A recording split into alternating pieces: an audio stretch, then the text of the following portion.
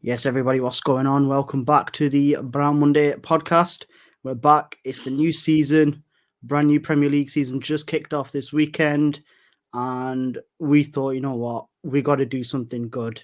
We got to celebrate this occasion in a good way. And as you can see today, we're joined on screen by somebody who's had, from what I can piece together, close to 20 years' experience in the top flight of football in the Premier League in England and working in sports and medicine. It's an honor, first of all. So, Zaf, thank you very much for joining us and agreeing to this. And also, I want to say welcome to the show. Thank you very much. Sorry, I thought you were talking about Akil there. Akil's special. He knows that. Yeah, That's very kind of you, and thank you very much for the invitation. No, man. Zaf, you know what? I think I'm going to say, obviously, thank you for coming on. I think we've had a conversation a few months ago and stuff, and I think it was right at this time. At this time, it was good as well. But even the chats we've had previously, a lot of experience and knowledge from you, plus obviously from someone who's a doctor, sports medicine, as well. I think it's big for you to come on, and so yeah, thank you. No problem at all. Yeah. As always, Zaf, if you've watched any of the previous episodes, anytime a guest comes on, we have two questions. One, what got you into football? And two, who do you support and why? Okay, so what got me into football? Look, growing up in Rochdale, it was our way at school of being able to compete with the other lads, really. So we always enjoyed our sport, and whenever it came to PE, it was our opportunity to be able to play sports on an equal footing. And what I mean by that, it was quite interesting when we were growing up. There was always the rivalry in the sense on the football pitch. We had the Asian lads whose parents, really wanted to encourage them to go down the education route, and then you had the English lads, should I say, who used to play football. Their parents would encourage them to play football. They'd be going to, at that time, YTS schemes, but at school, it was our opportunity to show that we could hold our own. And so we always loved, me and my friends always loved football from growing up from a young age. And as I say, later on, when I started university, played lots of five-a-side, and then leaving university, played lots of 11-a-side as well in local leagues. And so myself, my friends, all growing up, we all loved football with a passion, playing football. And then in terms of which team I supported, actually growing up in Rochdale, being a South Asian lad, it was either going to be Manchester United or Liverpool. And it came down to Liverpool simply on the fact that I got a pillow from a cousin. Liverpool had won an FA Cup in the 1980s, and somebody had given me a pillow, and it was just as simple as that. I went on that side, and so I supported Liverpool through university. But then once I started working in football, I basically became a fan of whichever club I was working for. No, that sounds good. I mean, we've heard stories in the past of we had Yusuf who's in Kuwait, and his story was they were shopping for school goods, stationery, backpacks, all that sort of thing. And his father bought him a backpack with a Man United badge on. And that started his thing with Manchester United. And I mean, this is why we do this, and we want to represent in terms of the South Asian fan base, because typically football fandom isn't the most typical in our household and our cultures of, my dad watched it or my granddad watched it and they took me, and I'm pretty sure within, as the generations go by, it will become that way. But initially, for the first sort of supporter in the family, it's always through some sort of outside influence or a trading card or Panini stickers or something like that. Always seems to sort of grab somebody. I know Akil's got quite a personal story with his father buying a newspaper that happened to be the day after the Munich air disaster, and his dad became a Man United fan, and now it runs in his family. Well, his family's split across United, Villa, Liverpool, whatever you name it, they're all fans. Yeah.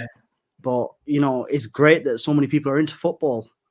But obviously, you mentioned there you're from Rochdale originally, but coming over from Pakistan and moving to England, what was that like initially for you? To be honest, I don't remember too much because I was 2 months old when I came over. So Wow. I was born in Pakistan, but I came over when I was 2 months old with my mom. My dad had moved over just shortly before, because of the fact that he was asked to come over. He's working in the mills up in Lancashire, and so then later on he became a bus driver. And so I just grew up, as I said, my childhood up to the age until I went to university. I grew up in Rochdale.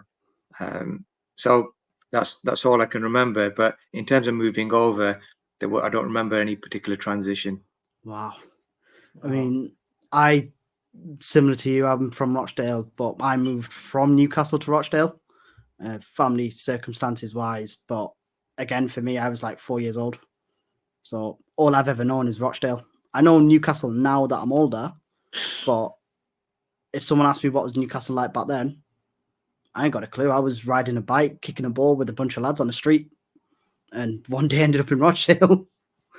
But no, it's a humble little town. It's, we get by, we do things.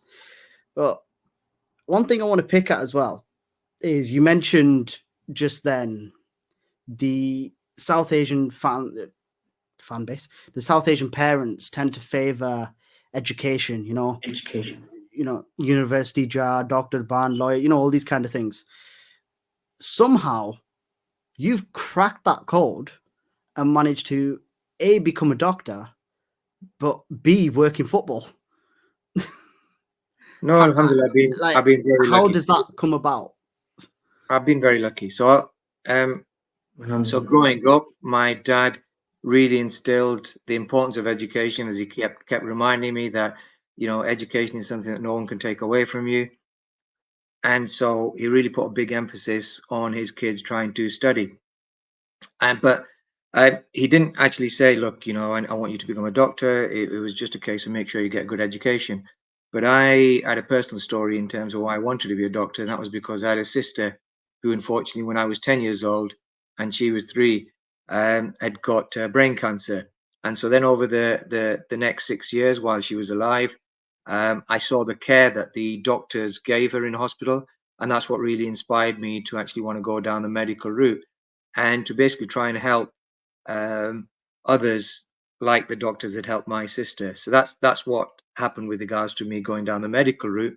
I had no plans to work in football, enjoyed football a lot, was passionate about it, crazy about it, to be honest. We used to play lots of five-a-side, sometimes 2-3 games a day at university.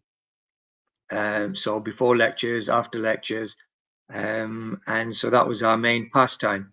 But I never thought about getting a career in football until once I'd qualified. I got a knee injury playing football. I did my ACL, and while I was a doctor, and the care I got, this is back in 2001, the care I got was pretty poor. It was, at that time, it was a case of waiting 18 months for a MRI scan on the NHS, and you were just given anti-inflammatories and off you go and see a physio. And there was a long waiting time for the physio as well. So I was gaining weight, wasn't happy. And so that's what then inspired me to try and study a little bit more in terms of sports medicine and try and help people similar to myself.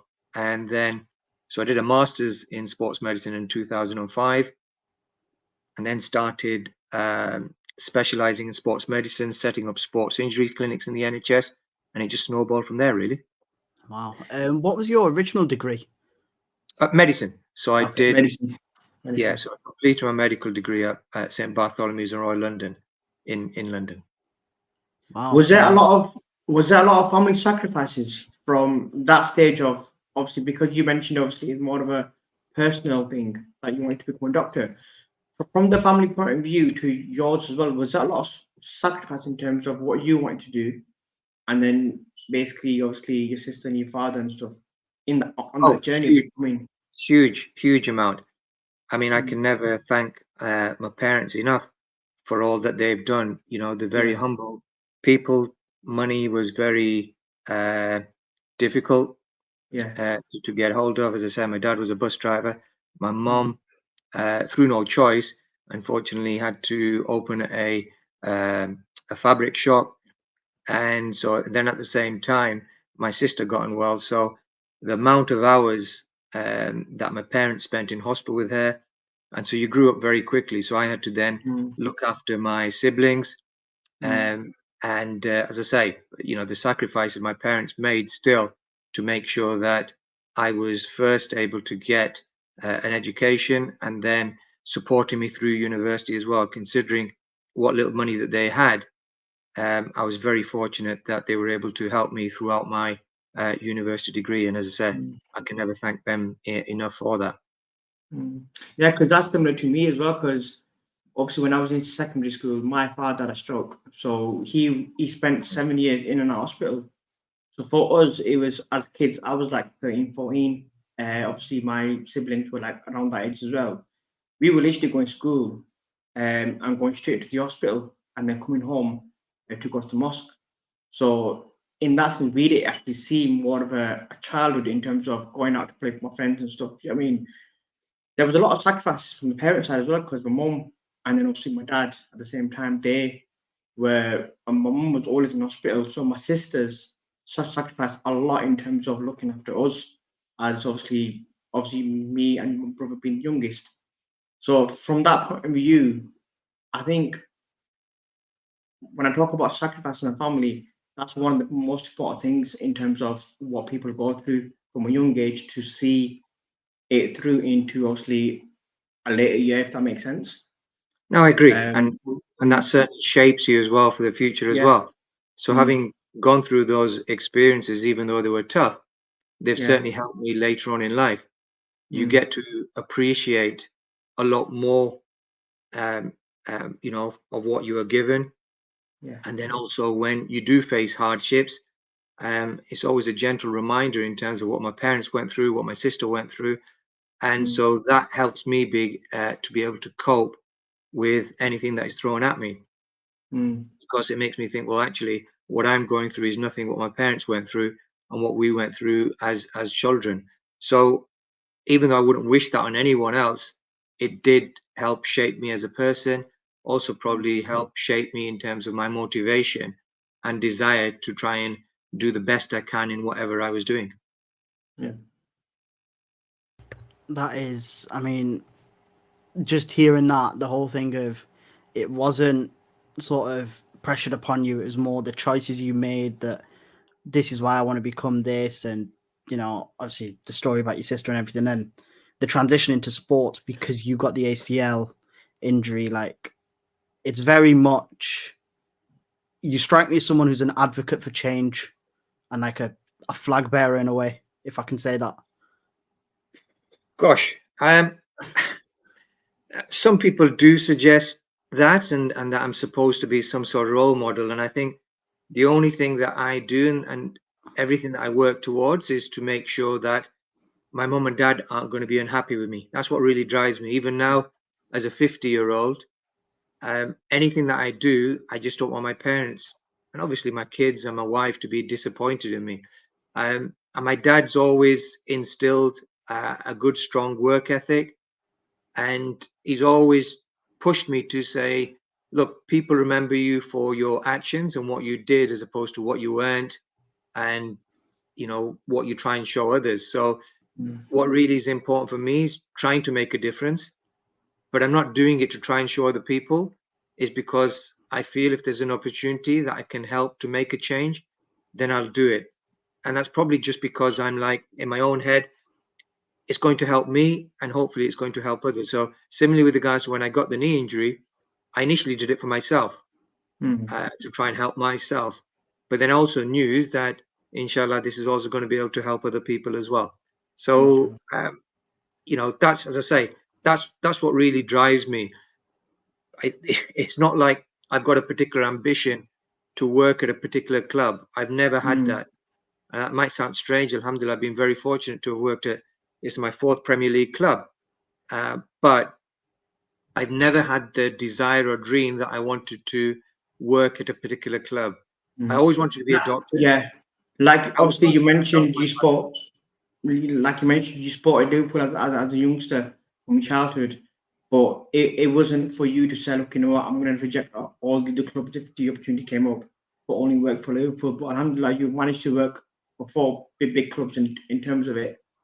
You mentioned you already wanted to become a doctor, but not work for a football club. That transition into just a doctor, but the football side to it, how did that happen? Because that's a strange one in terms of like what Afsal said, is it the parents want more of an education for their kids, but not more of a play football. You can't be a footballer basically. That transition is different basically. How did it happen? So as I said, it came on the back of me getting an injury. Initially, I wanted to go into orthopedics, Yeah. and then I just got married and realizing I was hardly seeing my wife. And then just at that time, I'd got the knee injury, and I just thought, right, I want to do the masters in sports medicine, and I really thought of I want to push and see if I can try and set up sports medicine clinics, because at that time I was playing in the Asian League in London, and there were lots of people like me who were getting injuries. They didn't have private healthcare, and so they were going through the NHS, and they were getting, in my opinion, poor care, because we're not taught. Certainly, when I was going through medical school, in terms of sports medicine, it was just a case of if anybody gets a musculoskeletal injury, take some anti-inflammatories, ice it, and off you go, and see a physiotherapist. Whereas for me, I saw how much it affected me not being able to play football, and I know how important it is for people to be able to play their sports. So even though my mum's friends, their aunties, did when they heard that or when they hear that I'm a sports medicine doctor, they don't consider me as a real doctor, because I can't help them with their Real doctor. diagnoses. Yeah. But my thing is, I'm helping people to be able to return back to hopefully their normal level of health. And so that's so I've been passionate about that because it affected me, and hopefully, as I say, I can help others.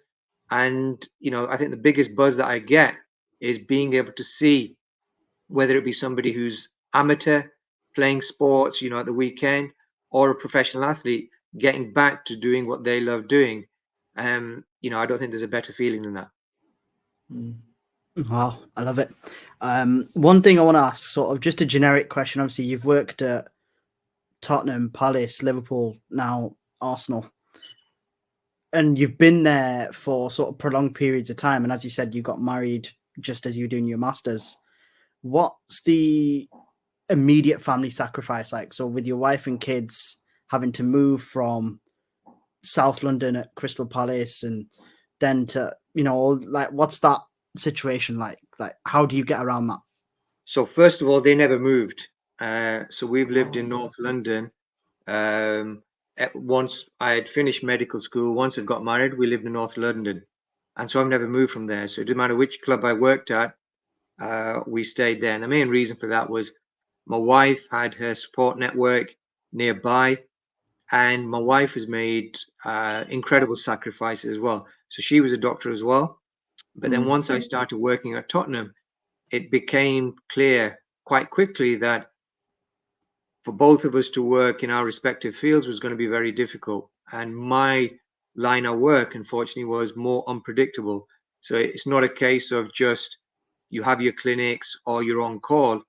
Practically working in football, you are on call 24/7, because sometimes things can happen very, very quickly and you can't just hand over to someone else.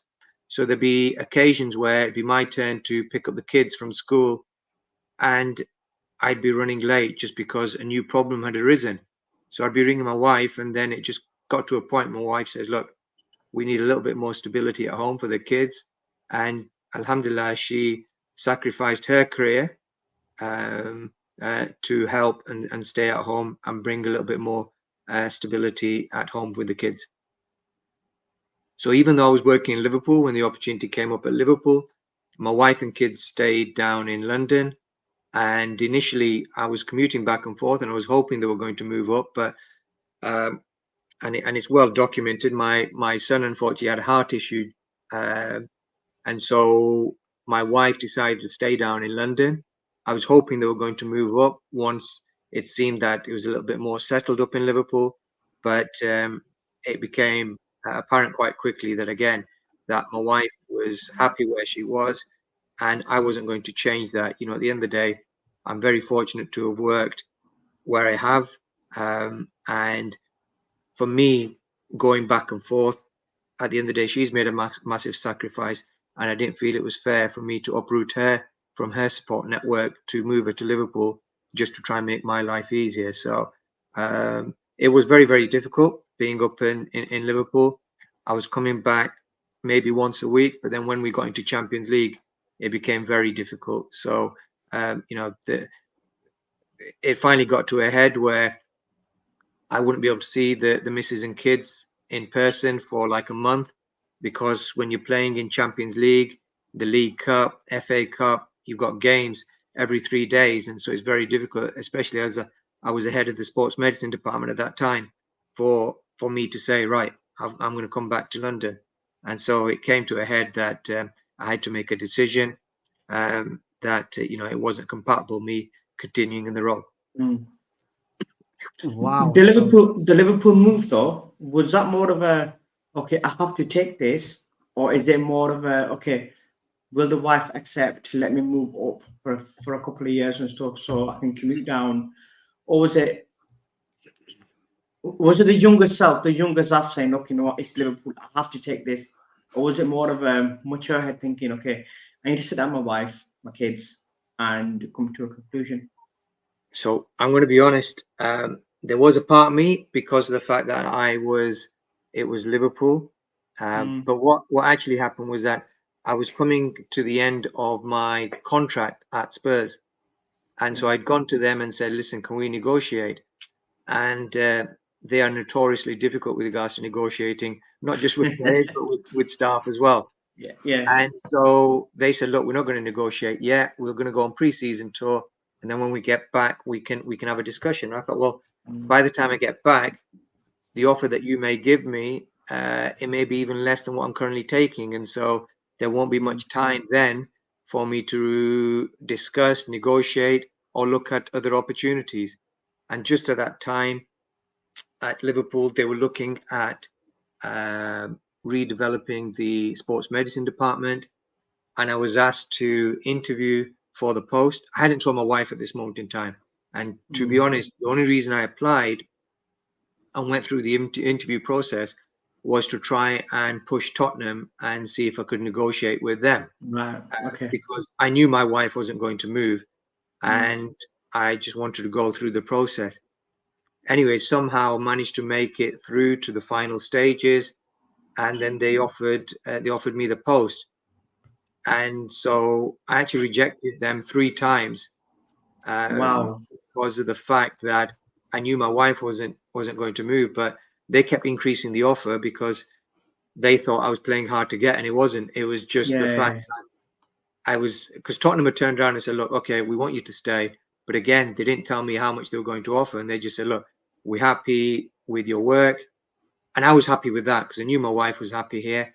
But the final offer that Liverpool made was difficult to turn down, and so that's when I then told my wife and said, "Look, I've received an offer," and she said, "Well, look, if that's what you want to do, then you can go, but there's no guarantee that we're going to come up." So I thought, okay, well, I'll go up, see how things work out, and maybe in 6 months, in a year's time, they'll go up. But as I said, unfortunately, my son had an issue with his heart, and then that just made it even more difficult for the wife to move up there. I'm going to pick up on 2 things from there, because you said, funny enough, negotiation with Tottenham. Like Afghan knows, I think when you was at Tottenham, you was also working with an individual called Pascal Munde. Yeah. So A friend of ours. a good friend of ours, personal friend of ours. I've known him for about 6-7 years or whatever. Really humble lad, humble lad. The other part was obviously with Liverpool. Now I get the journey part as well because I also was at Liverpool. This was just before, no, just after COVID started. So during that period, basically, because obviously I was in Manchester, I used to travel every day for 2.5, 3 years from Manchester to Liverpool. So that journey, I understand it because I used to get stuck on the motorway on the way back. I think it's the M62 on the M60, literally every day on the way back for about half an hour, 45 minutes. At the time, I tried to adjust it, my start and my finish time, but they wouldn't let me do it because literally it was start time, finish time of your shift and stuff. And then I was like, you know what, I need to make a decision for myself, similar to yours. I need to leave because I tried to negotiate, but they didn't want to.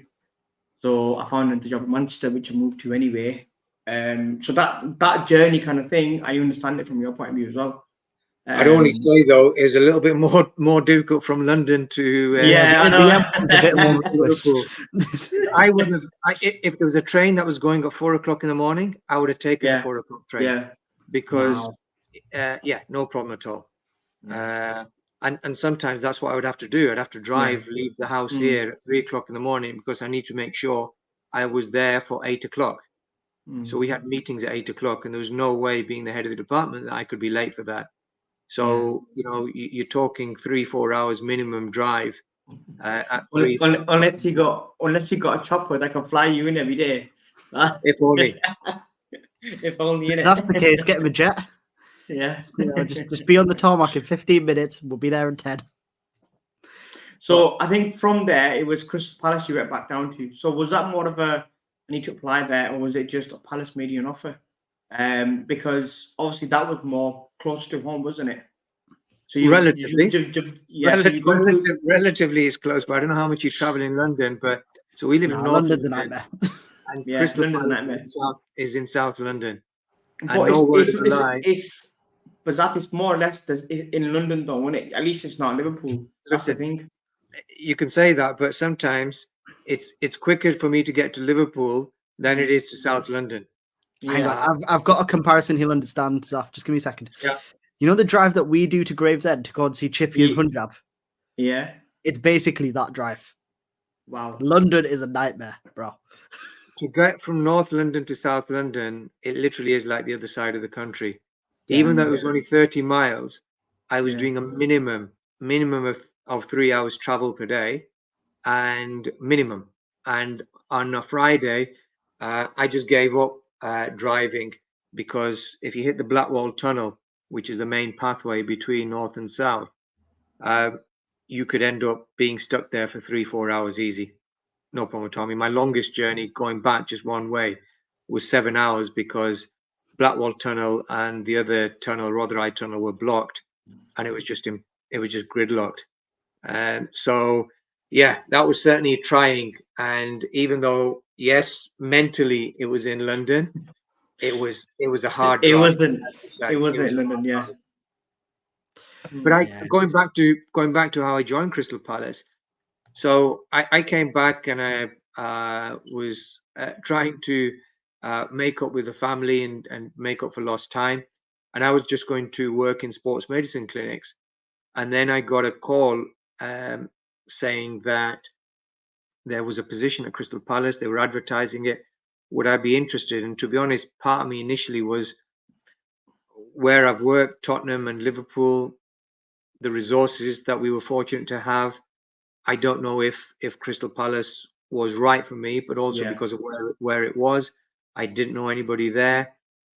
And but when I went over, the manager Alan Pardew was brilliant, as was Steve Parish, and what they sold it and how they sold it to me in terms of the fact that they wanted me to help develop the department.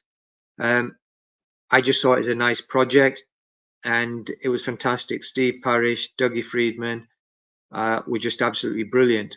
Of course, they don't have the resources like the big 6 clubs, but as a working environment, it was fantastic, and I really felt. And alhamdulillah, I've been very fortunate in all the clubs that I've worked at. I'm not going to,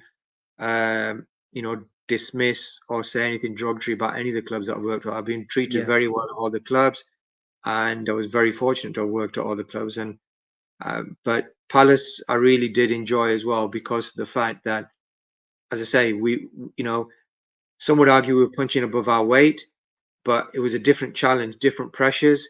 It was all about, first and foremost, staying in the league, and then just trying to make sure that, we had to make sure that, when a player was injured, we didn't have quite the big squad that some of the other teams have. So if you lose 1 or 2 key players, that affects a team like Palace, whereas other bigger teams lose 1 or 2 players, they've got other players that they can bring in who are similar. So it was different challenges, but one that I really enjoyed, and I loved every minute. Apart from the drive, loved every minute of working at Palace. So obviously with Palace, I'm assuming it was more of a, once you got settled into it, it was more of a challenge, like you said, obviously, because Palace are not at the top 6. It's, even though you've had obviously the likes of Sam Allardyce there, Alan Pardew, players like Zaha or Oliseh. For me, obviously, really good players, not world-class players, but obviously on the horizon as well. It was more of a challenge, wasn't it? Because you've gone from Tottenham to Liverpool, and then I think you worked with other athletes as well. So with other athletes as well, do you see it as similar to Palace, or was it still on the level of the top 6? Look, when I step through the gate, I don't look at it as a Palace player, Spurs player, Liverpool player. So I know there's this misconception from outside that, the big clubs, they must have the best staff, the best facilities, the best. It's not always like that. As far as I'm concerned, there's some excellent clinicians working in clubs that are outside the top 6. And but for me, it doesn't matter what the player is, what level they're at. It's about providing the best care possible. And as that's put me in good stead. So as I say, I don't see it, once I've stepped through a gate, doesn't matter which player is in front of me. I don't treat any player and give a particular player extra attention. My remit has always been to try and provide the best care possible. And now you might say every doctor should be striving towards that. Yes, but the thing that drives me is not ambition to work at a higher club. The ambition for me is to make sure that a player never turns around and says, well, you didn't care. That's one aspect. Or that a manager or an agent or somebody else said, we didn't do the best for that player. So it doesn't matter for me. And I've always tried to try and find the best in terms of care, the research. So I got from a very young, early on in my career, I got involved in the FA Medical Society, which I've been doing since 2006, where it was basically organizing lectures and seminars for doctors and physios, where we'd invite speakers from around Europe. And it was for me to try and find out who the best were in the individual specialities to essentially try and provide the best care for my footballers. So I do the same if somebody comes and sees me. I don't do any private work, but when I've seen the odd professional athlete from other countries, as far as I'm concerned, I've got to try and provide the best care for them. And that's what I always seek to do. So it doesn't matter whether it was, again, I've been fortunate to have worked with some elite athletes, whether it was Modric or Bale from Spurs, or whether it was an under-21 player at Palace. Me personally, I'd be looking at giving them the same level and standard of care. Zaf, can you just talk us through the 9 to 5 of being a doctor at a football club? Like, what's that daily sort of schedule like? Okay, so there's no 9 to 5. Let's put that to clear. Yeah. Is it 24 hours on the go? It can On be. call. It Wow. can be. And again, it depends, but it varies from clubs to clubs because, again, alhamdulillah, I'm fortunate. So I'm the head of the sports medicine and performance department. Excuse me. So I've got quite a few staff members that I'm responsible for. So that's across the first team, the academy, and the women's team as well. So we've got a huge group of staff who provide for the players. So that's doctors, physios, sports scientists, strength and conditioning coaches, nutritionists. Whereas in some clubs, the doctor may not be the head of the department; they'll be the first team doctor, and in some clubs, they may not even have a specialist interest in sports medicine. They may have some interest in it, but they may look after just the primary care needs. So it does vary from clubs to club. So my role is quite an extensive one, and I've done that. I did that at Liverpool as well, and at Palace. So essentially, I've got to try and, alongside the excellent staff that I work with, provide the best care for the players so that the manager has got the most amount of players in the best condition available. And so the day normally starts, and there's constant emails even through the night, updating each other in terms of what's happening with regards to players and also with regards to the coaching staff. So it usually starts in the morning. I'll get in for around about 8 o'clock, quickly hit the gym. Then I'll catch up with some of the staff just before our main medical meeting. And then we have a main medical meeting at 8:45 where we discuss all the players that need a review. We discuss what the plan is going to be likely for training, the players that are in rehab, what the plan is for them.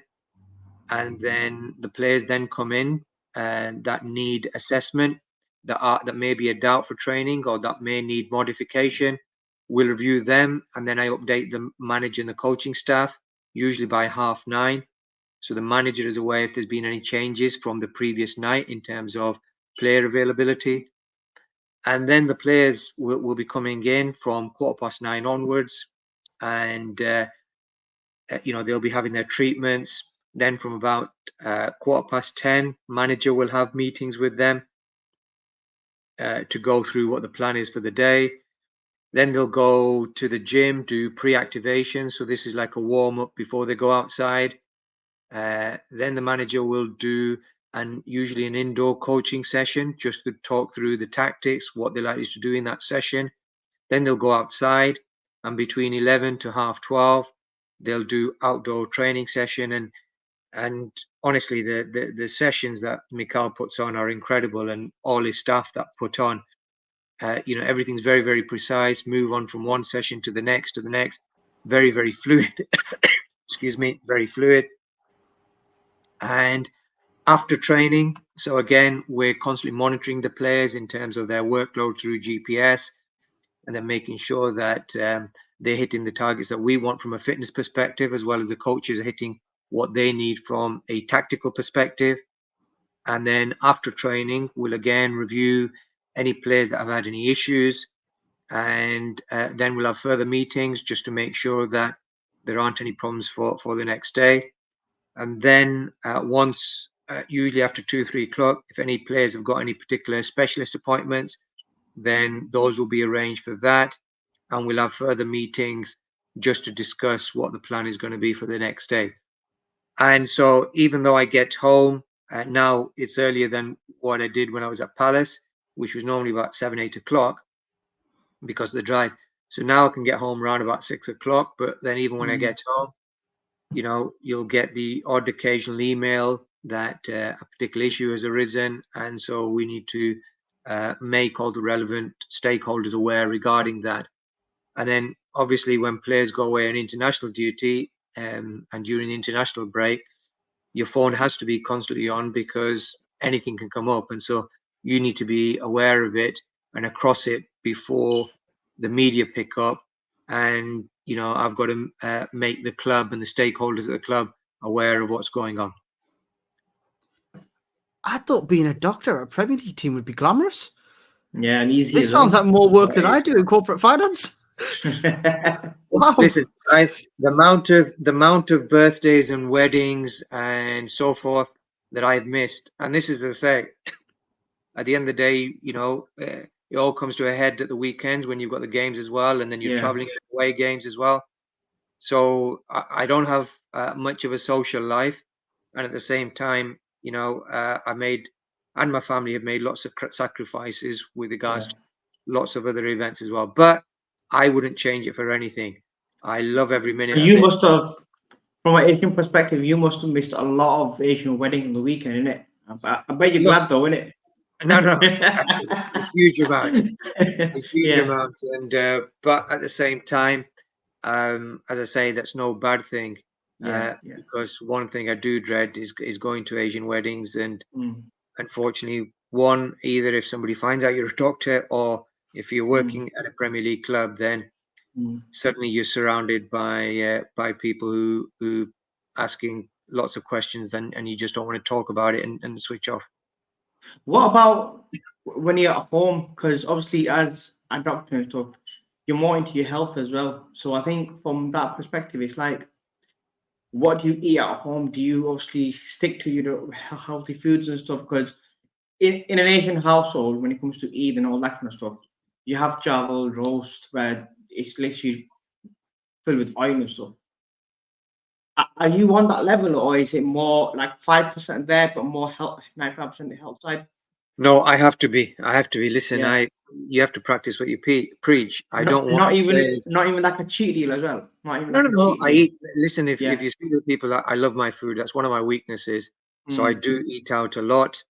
I love my restaurants and lots of different cuisines and stuff. And in London, we're very blessed where there's lots of halal options, but also lots of the restaurants. Excuse me. I go in and I will say, I've just got a pescatarian diet and no alcohol, and they're very accommodating. So I do eat out a lot, but at the same time, it's all about moderation, and I have to be very careful. So I try and stay in shape by doing some regular physical activity, but I have to be careful because one, in the industry that I'm in, but also players uh, are very unforgiving. So if they see me slightly overweight, they will certainly let me know about it, and that's happened on a few occasions. So if you're sat down having a burger at lunch, you know the first team lads are going to be like, "Come on, man, Doc, what's going on?" Well, no, of course they are. I mean, there was there's been several instances where sometimes the kit that we've got, especially the new kit, can be unforgiving and it's a little bit tight, and the players will joke, Doc's been on the kebabs again and stuff. So I don't want to give them the opportunity, but also myself as well. I know the importance of healthy eating, and being South Asian, we're at higher risk of diabetes and heart disease. And so I know I've got to be a little bit more careful, but also for myself, knowing that the kind of industry that I'm in and the amount of work that I've got to do, I've got to try and keep in the best health possible. And that all comes down, as a result of the food and being careful with what you're eating. So you've just spoken about obviously nutrition. So you've got the nutrition side of it, you've got the physical side of it. A football season is long, especially nowadays with the international friendlies, and we've just had the Euros, Copa America, the Olympics, everything. What is there any sort of key secret to like a player staying fit throughout that? Like, what's the key behind that? Yeah. What's the secret behind it? Could you look at Ronaldo? There's a variety of things. There's a variety of things on this. It's never one thing. So one, having a player who is fortunate not to have an injury history, there must be something inherent in them as well, where some players are more robust than others. Then it comes down to because if they've had previous injuries, then they're more at risk of future injuries as well. Then it comes down to managers training as well. So if a manager's training is correct and making sure that plays, and there's always a fine balance with a player going into a game, what we call overcooked or undercooked. So either way, you're at high risk of injury. So if you haven't done enough training, you're not going to be able to compete at the highest level. Equally, if you've done too much training and you've not recovered enough in time, you're going to be at higher risk of injury. So it's no surprise when there's sudden changes in the load. So, for example, where during the winter months, where there are more games closer together, the players don't have enough time to recover, hence why you get a spike in injuries. And so that's where the manager and the medical team have really got to come together and make sure there's good communication to try and see how best we can recover players so that they go into the next game, having recovered in the best way possible. So there's a wide variety of factors, and I think you hear it in the news. Oh, such a player is injury prone, or such a team has got lots of injuries. It must be the medical team, and I think that's a bit unfair. There's lots of factors that come into play. What is important is making sure that you've got a good understanding and good relationship with the players. Look, as I said to my sporting director, if you get me players like, for example, Luis Suarez at Liverpool, this guy in 3.5 years while I was there never missed a single game due to injury. He missed a few games for other reasons, but not due to injury.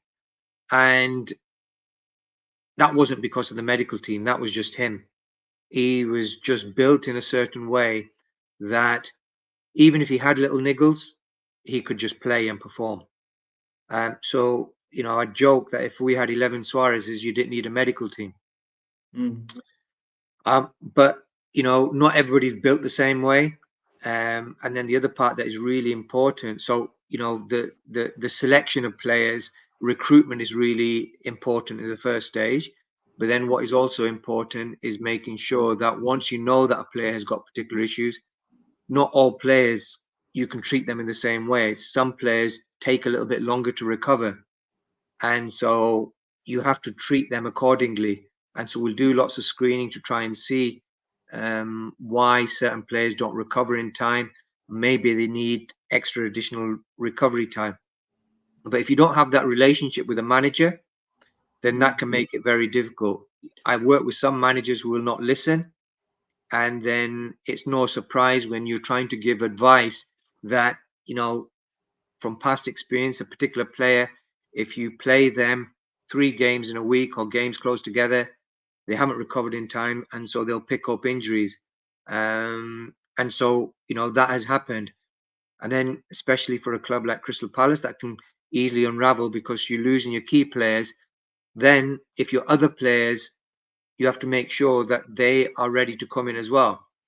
And if they haven't been doing adequate training and the manager hasn't been also looking after them, or the medical team hasn't been looking after them, they can come in undercooked, suddenly thrown into a Premier League game, and then they're exposed to a workload which they've not been exposed to for a long period of time. So they may not have played a Premier League game for 3 months, and then suddenly they're playing a Premier League game, and then they're at risk, or higher risk of injury as well. So it's a very fine balance between recruitment, managers training, and communication, and you've got to get all those things right to give yourself the best chance. So you just mentioned recruitment there.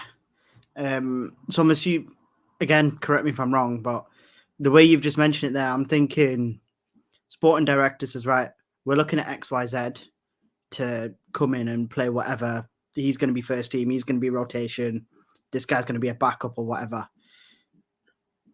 So are you involved in the recruitment discussions as such of like, go and find out about X's injuries or go look into his history or something like that? Yes. So as part of the signing medical, so our recruitment team will look at their playing record. And then what I ask of them is that they try and fill in the gaps. So they look at media reports, anything that might have been reported which coincides with the time that they've been off. And then I use that as a template when I do my signing medicals. Once I know a particular player is going to be signed, I will then go through that with the player. Sometimes they will declare it if they've had a significant injury, they will declare it, and especially if they've not had lots of injuries. Sometimes players, I wouldn't say conveniently forget. It can be difficult, especially if they've had lots of injuries. They may not remember all their injuries, so I use that as a reminder of where they've had gaps in their playing history, and excuse me, looking at why they haven't played. So what I then do is going through the playing history, doing a full examination, doing MRI scans of the relevant joints and muscles, doing cardiac screen, doing bloods, also maybe some additional surgical reviews if required, if I've got any particular concerns. I put that all together and I build a report, and then I submit that to the chairman, the manager, and the sporting director. And then I give my thoughts and recommendations. And then it's down to them. At the end of the day, they're the money men, and it's for them to make the final decision as to whether they feel that it's all about risk assessment from the information that I've given as to whether they want to proceed with a particular medical or not. I mean, quite often I find it a bit unfair for players when you hear about a certain player has failed a medical. Actually, what may have happened is something may have been highlighted. That doesn't mean that they're not able to play football. It's just the fact that something's been highlighted, and whereas a club was initially looking at giving them a 5-year contract, may want to renegotiate the terms, and that may not suit either the selling club or the player, and then negotiations can sometimes break down. But then it gets reported in the media as failed the medical, which I think is quite unfair. But I also get it. Media, they need to get clicks, they need to sell newspapers, so everybody wants to be the first with any particular scoop, and it's the information gets out there, but it's unfair on the players and the clubs, really. Yeah. That's wow. That again could be the ignorance in me, but I thought it was scouts, sporting directors, put a bid in, bam, done. But no, that's really enlightening. That But doesn't work everywhere, though. I do have to I say that think there have been occasions where, especially on transfer window day, where a particular club's the manager or the sporting director or even the owner may feel that they can get a deal done, and they may proceed with something quite quickly, and the actual medical itself may be very limited. So in an ideal world, you'd want to, just like if you're buying a house, you don't make an assessment just by knocking on the door. You'll do a full survey. And it does amaze me how sometimes, especially on deadline transfer window, the last day, some clubs will proceed to buy a player, and the medical, which for me is vital to be able to give and help make a decision, for the club, is sometimes seen as an afterthought, and it's left right till the end. As I say, you wouldn't buy a car or a house without doing a full assessment, and yet you have players who may be worth tens of millions, and the assessment may only take a couple of hours. I think another example is the one where United, where they've signed Lenny Yoro. It's come out in the media already that they knew about the injury. PSG knew as well. They walked away, and he managed to get injured from the other side, basically. So I think, I mean, from that side, I think I'm going to move on to you've been part of in different roles across the international scene, from athletes to multiple sports as well. The one thing that I found really interesting is you're also the founding member of the Football Doctors Network since 2023. So talk me about that. What is that? The Football Doctors Network. Yeah, so this is a group of doctors that work across Europe. So we start initially by Nico Mihic, who used to be who works at Real Madrid, and then we've got other doctors who work at PSG, Bayern Leverkusen, Gary, who works at Man United, I was also asked to come on board, and the main purpose behind that was to share our experiences and to try and raise education regarding football sports medicine. So we're trying to uh, put together conferences in different countries to try and educate other countries where football sports medicine may not be quite as advanced as it is in some of the European countries. So that's Yeah. the background behind that. But as I said, ever since 2006, I've been in various different roles, been involved Yeah. in education and trying to raise standards in the healthcare of footballers. Yeah, because I think you've basically worked. You're a member of the Premier League Football Medical Governor Group. You've campaigned for AEDs, school public places, a COVID working group as well. That must have been obviously extreme as well because it's during the pandemic. Even we worked throughout the NHS, co-chairman of the FA Medical Society. So I think that also basically widens your experience and knowledge, even though it's not football. That's really good. That. No, exactly that. As I said, Mm, whatever role I've taken, I've always, and this is more to educate myself and to make myself a yeah. better doctor. I've Mm, always tried to strive to try and improve services where I can. And so what I found is that you've got a better chance of doing that when you're involved with the key stakeholders and decision makers. mm. Sounds good. I mean, Akil there just mentioned obviously COVID. Um, what was that like? Obviously, we saw it shut down the league at one point, but how did that impact sort of not only the working day-to-day life, but the changes coming out of that? Like, what happened there? What was the pitfalls, the struggles? So you would have been at Crystal Palace, right? That's right. Yeah. So at that time, I was the chairman for the Premier League Doctors Group, and I was asked to join the government working group for COVID. So this was across all the major sports. So they had the chief medical officers for rugby, cricket, Olympic sports, the FA, horse racing, and rugby. I think I also mentioned golf, and so brought these leaders together and working alongside DCMS, which was the Department of Culture, Media and Sports, to try and see if we can get sports to return in a safe manner. So the government was really keen to try and help and use sport to put in practice some of the ideas that we had regarding screening. Also, because there was money involved in football, where it was really important that we completed the remaining 10 rounds of fixtures. I think that was left, because if we didn't, then the TV companies who had already given the money could have asked for that money to be returned, and that was going to be a Mm. significant amount. I think it's something like 40 million from each club in the Premier League. So Wow. as a result of that, the Premier League got together and said, look, we've got to make it work.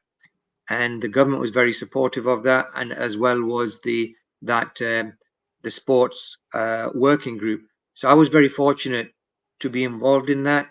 So we went ahead to try and look at gathering evidence. You got to remember, this is a new disease that not much was known about it. How it spread, what effect it had on young people. We knew at the time that it seemed to affect the older generation, but what we didn't know was if somebody gets it as a young person, what effect it's going to have on them. And we had a Mm. responsibility to the players as well, because we didn't want to expose them to an illness, get them to be playing sports, and then cause issues for them long term. So there's a lot of gathering of information. Also, we became very familiar with Zoom. So all our meetings were with Zoom. But the amazing thing about that was we were communicating with people across the world. So I was speaking to people in other sports, in basketball, in football, in other countries, to have a look at how they were trying to manage this situation, how they were trying to get sports to return. So the measures that we put in place, there was a lot of testing. It was very difficult, but at the same time, I think we all were very blessed that working in football, this was compared with other sports, and other jobs, should I say, we were very fortunate that we were able to get back to our normal duties. So if you look at other industries such as the food industry, restaurants were closed down. They don't know when they were going to return. People who had to go into work, they weren't able to go to work. And so, there was a risk of them losing their livelihoods and money. So we were very fortunate that we were actually able to return to football and play. So it didn't matter what measures we were going to put in place, even though they seemed extreme, we were very determined to make it work. And we had to make it work because there was going to be huge consequences financially if we didn't. Wow.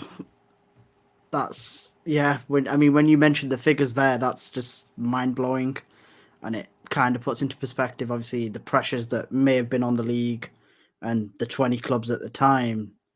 And it's easy to say it's all about money, but in circumstances like that, when broadcast rights come into it, it literally is, because a broadcaster's paid for X amount of games, right? And they're going to say, well, no, you've not given us X amount of games, regardless of the global pandemic or whatever it was. In a sense, they're just thinking, we paid for a product, you've now got to deliver. So, getting the league back on in such a fashion in the did, obviously it was empty stadiums for a bit. We saw Man City had the fan screens. Some other clubs had like cardboard cutouts of fans in the seats to try and give that illusion, at least to the players more than anything, that there is something there. And I know Sky Sports was doing the whole piped in fan audio to give viewers at home that feeling of you are watching a proper football game. Because I think the first few games that happened, empty stadium was a bit bizarre. Like, normally the mics don't pick up certain things because there's 40, 60, 70,000 screaming fans, but you are literally hearing conversations between the players that you perhaps wouldn't hear. And obviously some of the language as well, but it's sports, it's football, these things happen, and it's their livelihoods at the end of the day. They are going to get frustrated. They are, end of the day, they're human beings just like us, regardless of, they might work in football, I might work in finance, but end of the day, we come from the same place. We were also very lucky that the government really wanted to push for sports, especially football, to return, because people were staying at home and having to stay at home. Then they wanted to give them some form of entertainment, something for them to look forward to. And we know, how much people enjoy their football. And so even though they didn't have the opportunity to go to the stadiums, they at least were able to watch from home. And so, there was something for them. And the government, as I say, were very strong on that and pushed and supported us on that. That's good, Matt. That's actually, yeah, I think in some ways they deserve credit for that, because for a lot of people, it's a release. Yeah. You go to a football ground to get away from the 9 to 5 or the worries, and you just sort of, for that 90 minutes, you become a fan. Being a football fan in a ground and watching it at home, you're two different people. In a ground, you're a lot more vocal. At home, you're with your families, you're a bit more, especially me, if I'm with my family, I'm a bit more reserved, because these that aren't into football, they'll think, what's he on about? Like, he's just screaming at the TV for no reason. So, got to sort of temper it that way. But we'll look to wrap this up now. But final question, and probably the most important question I'm going to ask you, Zaf. Like I said, you've done nearly 20 years at the top level. You've done a whole host of other things across different sports, been involved in different organizations. What is your message to the younger generation that are either looking into getting into medicine or sports medicine or any of them related fields? Like, what's your message? What's your advice? the simplest thing that I can say is if someone like me can have the career that I've had, I honestly do believe anybody, if they put their mind to it, willing to make the sacrifices and put in the hard work, there's absolutely no reason why anybody else can't achieve similar. The issue that I find these days is that a lot of people, they will see the end stage, or what they see as the end stage and the final goal, and not willing to make the journey in between. And so, the amount of, I get emails on a regular basis throughout the week saying that I want to come and I want your role. I want to be, I want to come and shadow you. And I'm like, well, do you realize that firstly, the club won't allow that, but you've got, there's a lot of work that goes on behind the scenes before you can actually get to that stage. And a lot of people aren't willing to make those sacrifices. So I'm talking about, I do a huge amount of voluntary work. When I first started out in sports medicine, I had to do voluntary NHS sports medicine clinics because I was convinced there was a need for it. But at that time, I had to convince people that I was good enough and that there was a need for it as well. So what I would say is that just try, instead of looking at the next step up, look at whatever level you're at this moment in time and try and be the best that you can at that level. And then if an opportunity arises, you're in the best place to then move on if it happens. I think what happens if you look too far ahead, sometimes you can get a little bit disillusioned or complacent in your current role. You let your standards drop, and then when an opportunity arises, you're not in the best place for that position. So I'm always constantly pushing. As I say, the thing that drives me now is not I'm looking for the next big buzz. It's just about constantly making sure that I don't let the spinning plates drop, and that nobody could ever accuse me of not caring and not providing the best care for them. And that's what I just constantly, and that's what drives and pushes me forward. And I think if other people had that similar sort of attitude, as I said, there's absolutely no reason why they can't have similar achievements. Wow. Any young aspiring doctors out there, take notes, man. Akil, anything you want to No, add? I'm done. No, just yeah, done. Zaf, honestly, it's been a pleasure. Thank you for your time. Also, send our thanks to the club for letting us do this today. Yeah, thank you, Arsenal. Thank you. Yeah. Thank you to Arsenal. Thank you to Zaf. I don't know how much I mean this because I'm a Man United fan, but good luck for the season. You know what? I've actually got goosebumps right now. Like, just listen to the whole story going back in my head. I've actually got goosebumps. But no, look, Zaf, I appreciate coming on. Thank you, Arsenal, as well. And good luck to the season. Exactly. Thank you very much. Thank you. Thank you. Thanks for watching, guys.